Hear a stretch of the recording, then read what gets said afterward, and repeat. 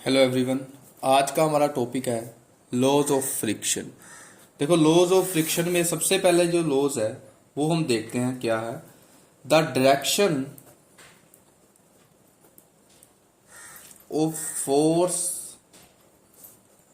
Of friction is always opposite to the direction in which motion takes place। देखो, इसमें क्या कहते हैं, जो डायरेक्शन है फोर्स ऑफ फ्रिक्शन की, वो हमेशा ही ऑपोजिट होगी जिस डायरेक्शन में बॉडी का मोशन होगा। ठीक है, तो ऑपोजिट कैसी होगी? जैसे फॉर एग्जांपल ये एक सरफेस है, इस पर एक बॉडी जो है वो इस डायरेक्शन में मूव करेगी। ठीक है, मोशन होगा उसका इस डायरेक्शन में होगा, तो जो फोर्स ऑफ फ्रिक्शन होगी वो इस डायरेक्शन में लगेगी, क्योंकि फोर्स ऑफ फ्रिक्शन जो है वो बॉडीज का मोशन को अपोज करती है। ठीक है, तो ये था इसका फर्स्ट लॉ। और सेकंड लॉ में ये कहता है force of friction acts along the surface of contact of two bodies।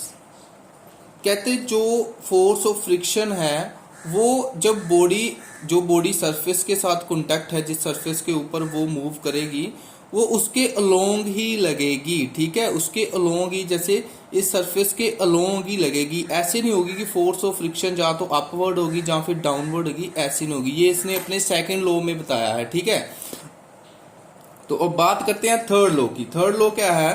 The magnitude of limiting friction, the limiting force of friction F is directly proportional to the normal reaction between the two surfaces। देखो, इसका मतलब क्या है इस point का? जैसे for example मान लीजिए ये सरफेस के ऊपर बॉडी जो है, ठीक है, अब बॉडी जो मूव करेगी सरफेस, उसका कुछ ना कुछ मास है, वो डाउनवर्ड अपने वेट के साथ mg के साथ एक फोर्स लगाएगी, और जो सरफेस है वो भी बॉडी को एक न्यूटन थर्ड लॉ के अकॉर्डिंग एक ऑपोजिट डायरेक्शन में एक रिएक्शन देगा।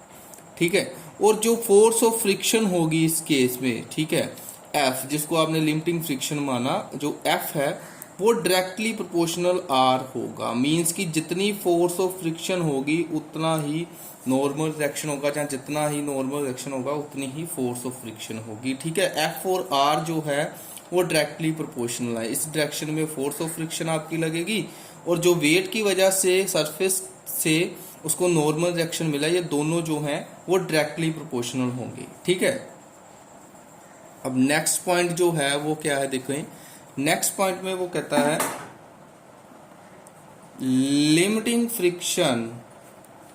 Limiting force of friction is independent